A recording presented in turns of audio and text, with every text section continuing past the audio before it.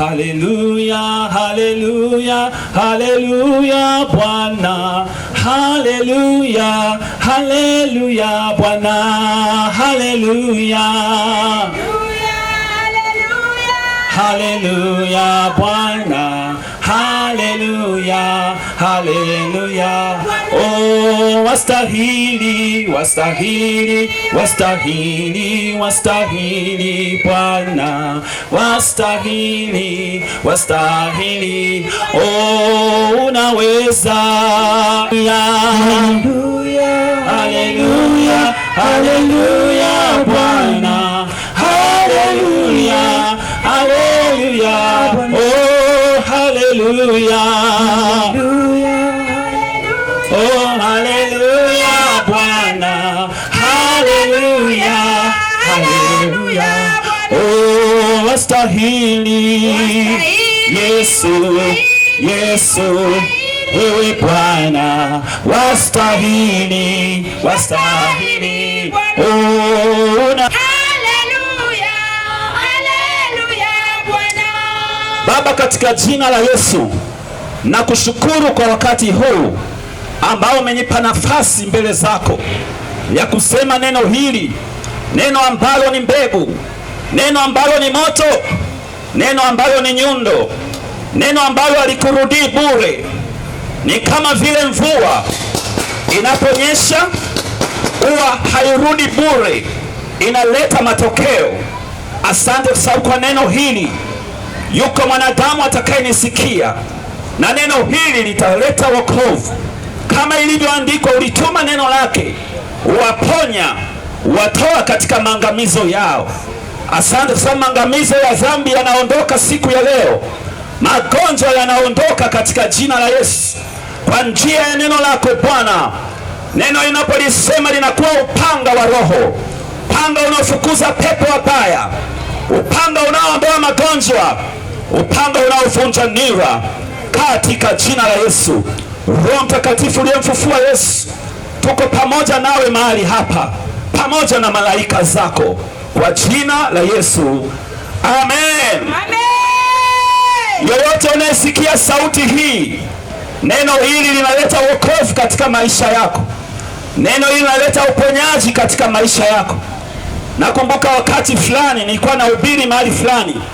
Wakati nahubiri, mtu mmoja hakuwepo kwenye mkutano, alikuwa tu nyumbani, lakini alikuwa na mapepo yakalipuka kule nyumbani, wakamleta katika mkutano, Bwana akamhudumia. Kwa hiyo maneno haya nayasema, nasema mbele zako sasa, yote unayosikia maneno haya, unaweza ukawa karibu au mbali, yanaenda kuleta matokeo, yanaenda kuleta wokovu, yanaenda kuleta uponyaji. Maandiko yanaposema wokovu, wokovu ni kuokolewa roho, na wokovu ni kuponywa miili.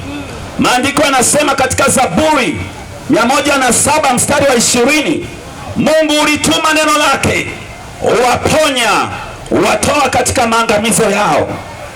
Mungu analituma neno hili kwako leo, anakuponya mwili na anakutoa katika maangamizo ya roho. Amen.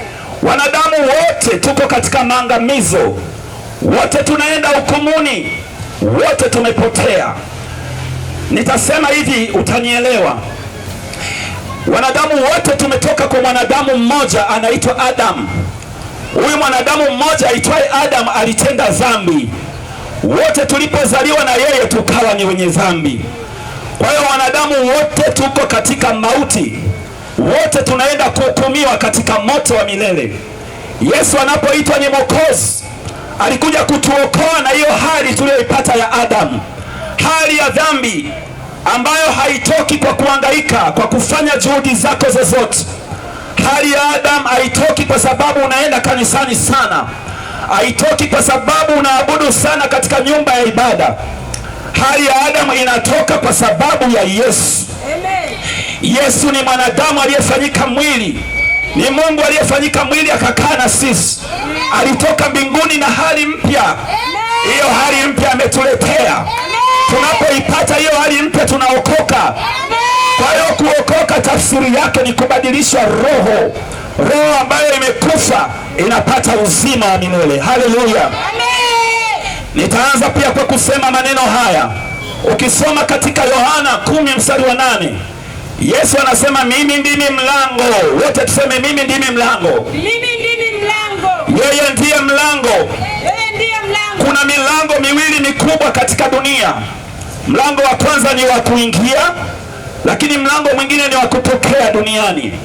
Tulipozaliwa na baba na mama tuliingia, huo ni mlango wa kwanza. Ni mlango wa Adam, baba yetu Adam, kwa njia yake, yani baba na mama, tukaingia duniani. Tukaingia tukiwa wenye dhambi wote, tukaingia tumepotea wote, tukaingia tunaenda motoni wote. Hali yetu haituruhusu kwenda mbinguni. Katika Waefeso mlango wa 2 pale anasema tulikuwa wafu kwa sababu ya makosa na dhambi zetu. Makosa yanayotajwa pale ni kukosea sheria ya Mungu, ni kufanya kinyume na Mungu anavyosema. Lakini dhambi zinazosema pale ni kukosa shabaha, ni kutofanya kama vile Mungu alivyokusudia.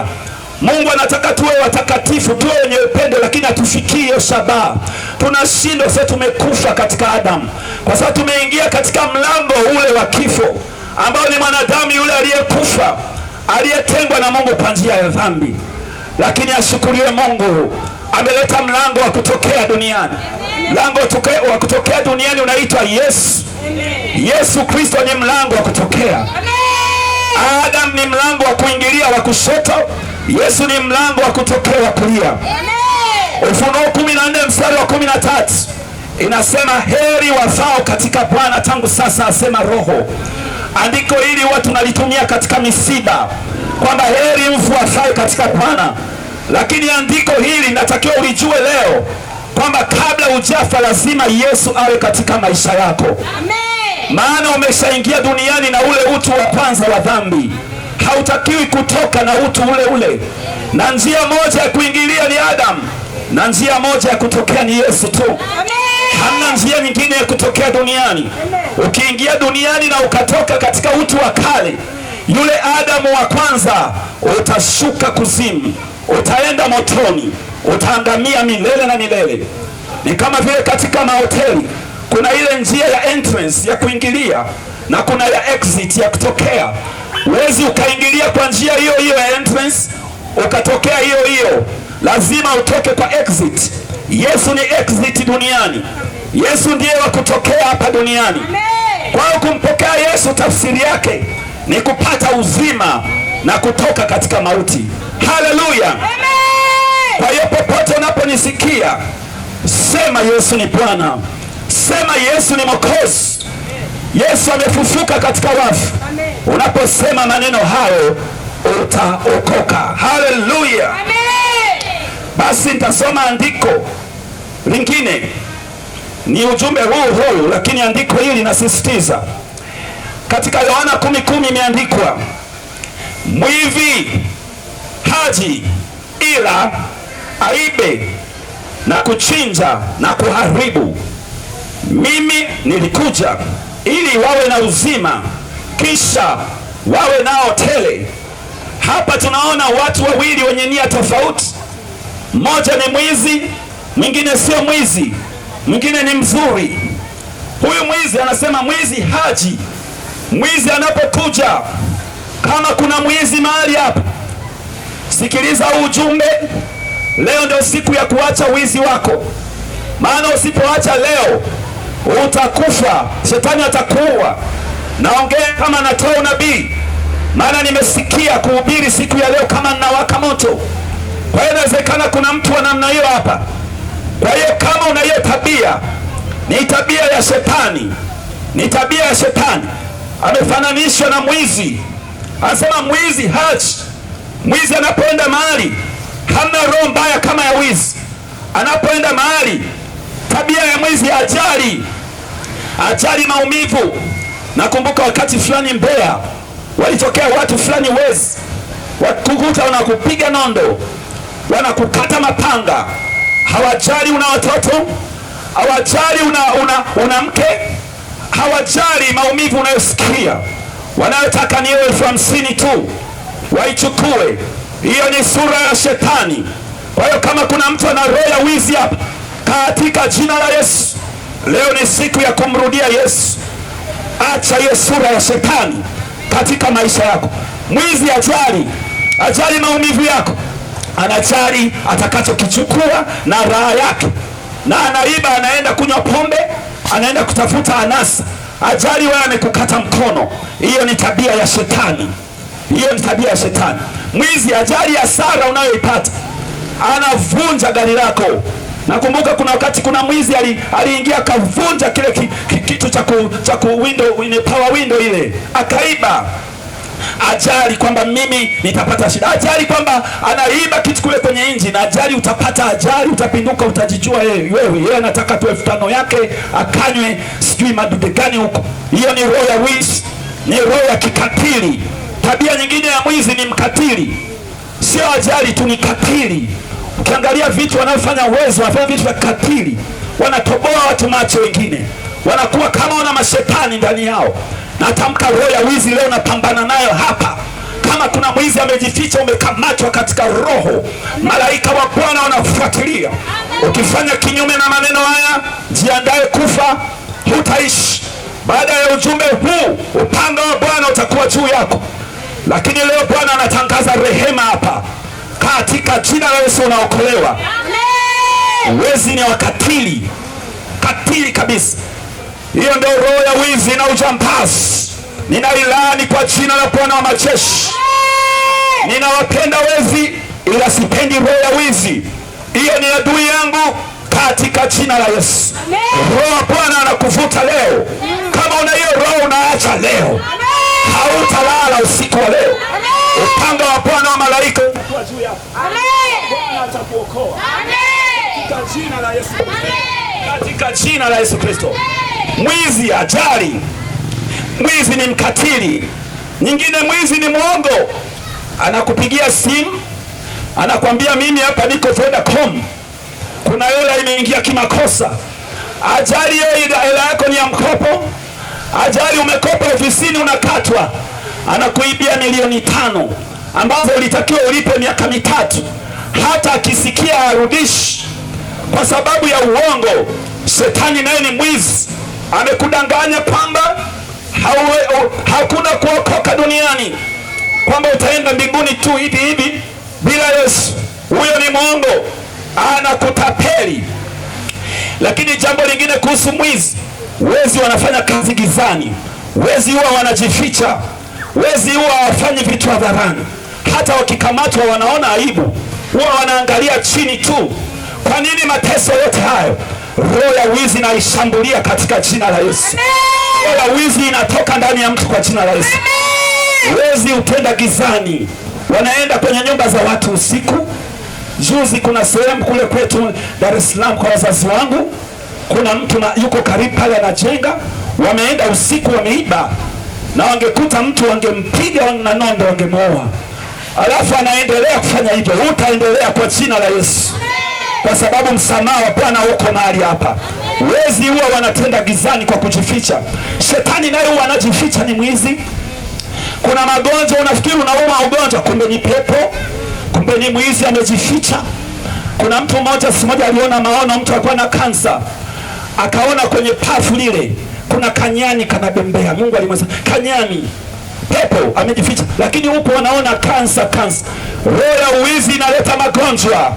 Na tamka magonjwa yote unaumwa, tutakuombea hapa leo, na pepo wa magonjwa wataondoka kwa jina la Yesu. Mwizi hutenda gizani, mwizi hutenda kwa kujificha, mambo yake hataki yajulikane, na adui wa mwizi ni nuru. Ndio maana wanasema kuna ile mianga tunaweka, wanasema hizi taa, wanasema security light. Ni kwamba ikiwepo ile security light, mwanga ukiwepo, ikawepo na kamera, mwizi anaogopa. Na shetani tumemwasha kwa kamera yake leo hapa. Shetani tumekuona kwa kamera kwamba kuna mtu hapo mtakao muue, lakini Yesu amekuja kumwokoa. Haleluya! Lakini upande wa pili andiko anasema, mimi Yesu nimekuja ili wawe na uzima, kisha wawe nao tele. Kinyume na mwizi shetani, Yesu anajali maisha yako. Yesu sio mkatili kwa ajili yako. Yesu hajifichi, yuko nuruni.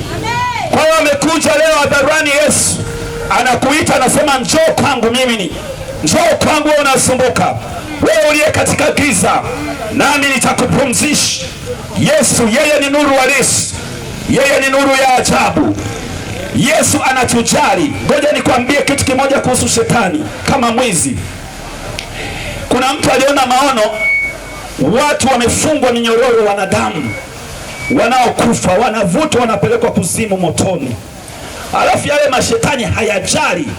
Shetani hajali kwamba wewe unaenda motoni, ila Yesu anajali. Yesu akasulubiwa kwa ajili yako, akazibeba dhambi zako, akafufuka katika wafu. Amen. Ili upate wokovu. Natamka Yesu amekuja uwe na uzima. Amen. Kisha uwe nao tele. Amen. Yesu amekuja uwe na uzima. Amen. Kisha uwe nao tele. Amen. Mwizi shetani anakuachia leo. Nimetoa sifa za mwizi: ni mkatili, hajali, ni mwongo. Hizo ni sifa za shetani. Shetani ni katili. Magonjwa karibu yote kuna shetani mahali. Ndio maana Yesu alitoa pepo kipofu, ndio maana Yesu alitoa pepo bubu, ndio maana Yesu alitoa pepo kiziwi, ndio maana Yesu alitoa pepo wa udhaifu. Matendo 10:34 anasema habari za Yesu Kristo ambaye Mungu alimtia mafuta, alienda huko na huko akitenda kazi njema na kuwaponya walioonewa na ukatili wa Ibilisi, ukatili wa shetani. Kuzimu inawaka moto leo. Pepo magonjwa wanatoka kwa jina la Yesu. Popote ambapo na mgonjwa, kuna mtu aliniambia hapo, nilipita, nasema naumwa.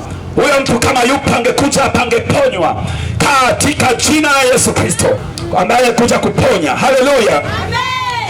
Basi karibu, nataka kumalizia sasa, lakini ni saa ya kuleta maisha yako kwa Yesu.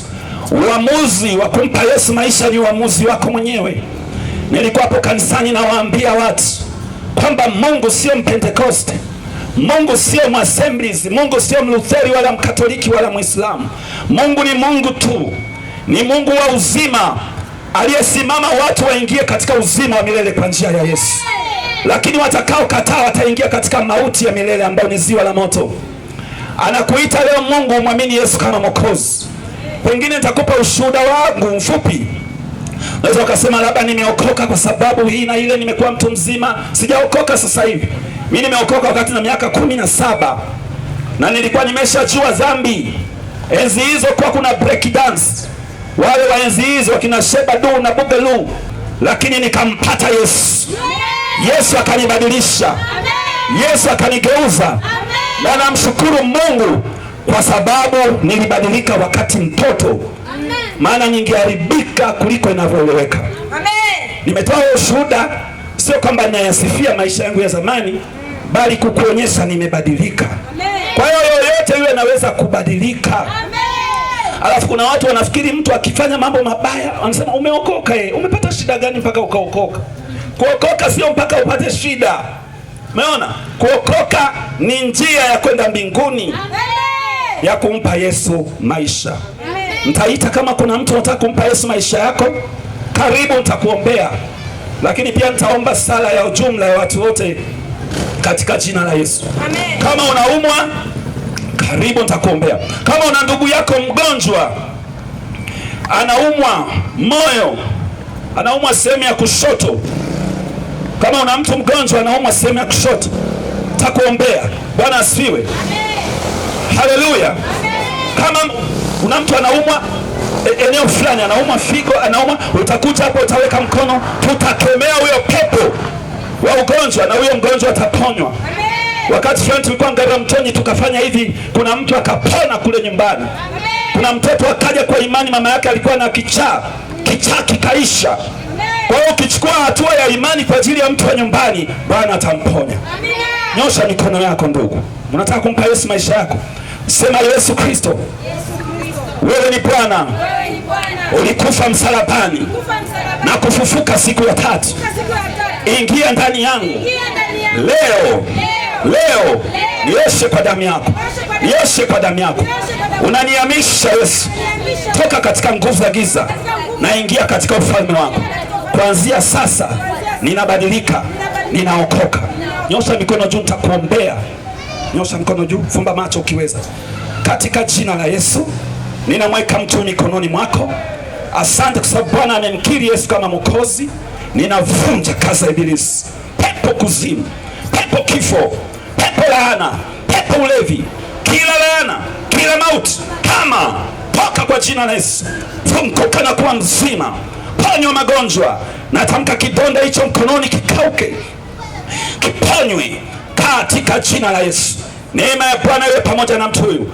Funguka na kuwa mzima. Pepo ondokeni, pepo mwachieni, mauti mwachie katika jina la Yesu. Roho Mtakatifu namweka mikononi mwako mtu huyu. Asante sana, utamsaidia kusimama kwa jina la Yesu Kristo.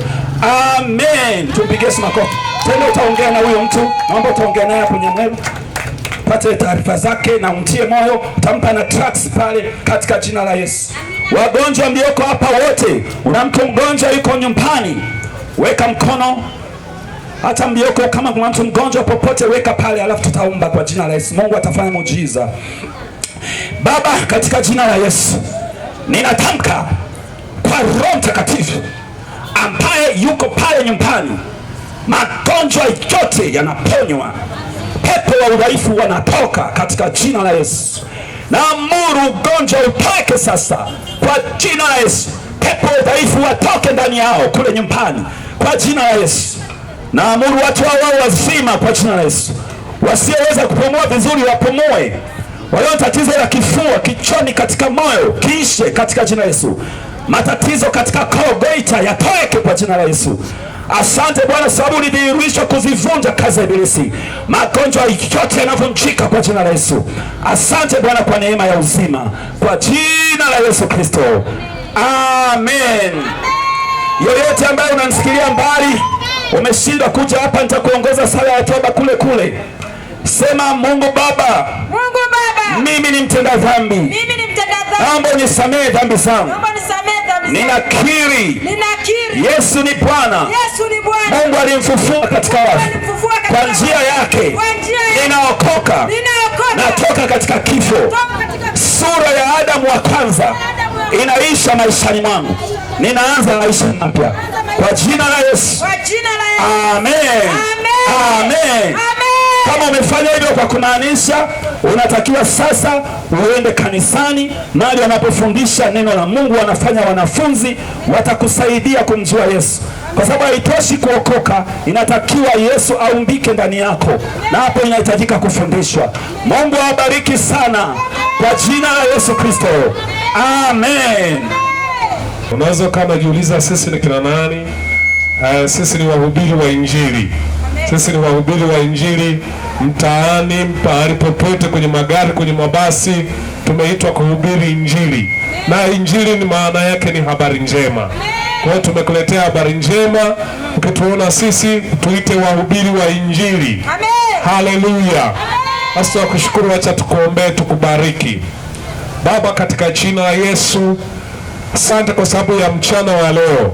Ninajua watu wamekula chakula cha mchana, wameshiba, lakini walikuwa na njaa ya chakula cha kiroho, nao wamepata chakula cha kiroho ambao ni neno la uzima.